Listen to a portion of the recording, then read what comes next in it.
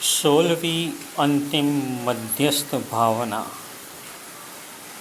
मध्यस्थ भावना का मतलब यह है कि जो कोई भी नास्तिक जीव है जिसको हम धर्म करने का समझाते हैं मगर वो धर्म तो नहीं मानता है, साथ ही साथ पुण्य पाप परलोक आलोक आने वाला लोक परलोक प्रभव ऐसा कुछ भी नरक स्वर्ग कुछ भी मानने को तैयार नहीं है। वो सिर्फ यही जन्म को मानता है और ऐसा समझता है कि ऋणम कृत्वा घृतम पिबेत, यानी कि देवा करके भी ऋण मस्तक पर चढ़ा करके भी तुम खुशी से जीते रहो, क्योंकि भस्मीभूतस्य देहस्य पुनरागमनम कुतः।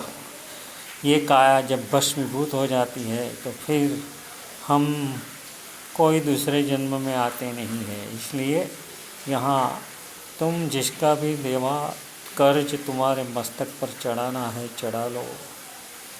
तो इस वक्त जब हम उसको समझाते हैं कि ये जो तुम ऋण वगैरह लेने की बात कर रहे हो वो अगले जन्मों में तुम्हें 100 गुना 1000 गुना असंख्य गुना अनंत गुना करके वापस देना पड़ेगा, तब वो हमारी बात को निष्ठुरता से हंस देता है। और उसका हृदय इतना निष्ठुर हो गया होता है कि धर्म तो वो खुद नहीं करता और जो करते हैं उसको अंतराय भी करता है। शायद अंतराय ना भी करे, ऐसे भी लोग होते हैं, मगर खुद तो धर्म में नहीं मानते हैं।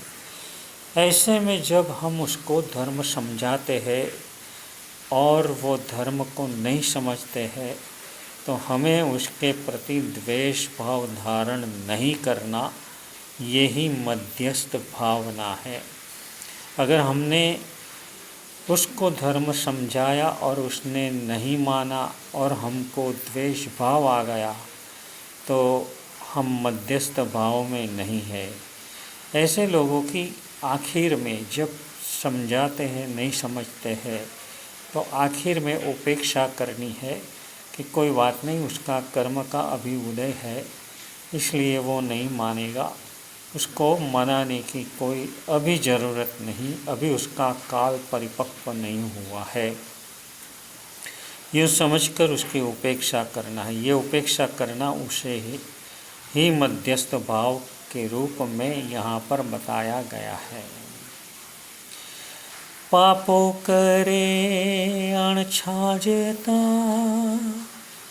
निष्ठुर हृदय ना भावना, धर्म कोमलता जड़े ना अंश खूणे हृदय ना, ते देखी दिल आद्रवी उठे समझाववा तलस्या करे, समझाविए समझे ना कदी तो कर्म तस चिंत्या करे,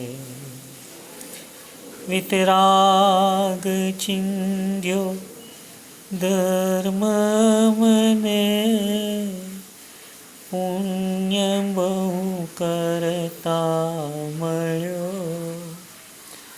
आत्मा तणा मूळ धाम में पहुँचाड़नारो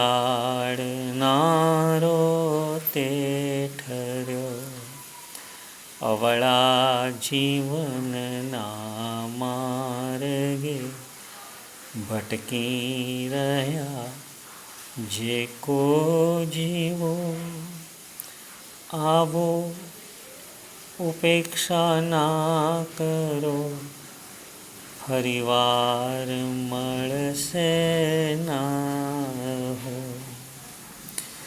समकीत समझाया छता कई लोक माने ना कदा, नारोष मन माथाय मुझने તે તરફ સહજ સદા વિચિત્રતા છે કર્મની, કેવી અહો ચિંતન કરું.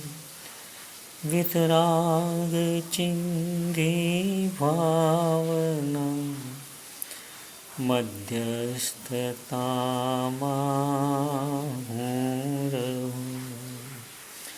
વિતરાગ ચિંધી ભાવના મધ્યસ્થતામાં હું રહું.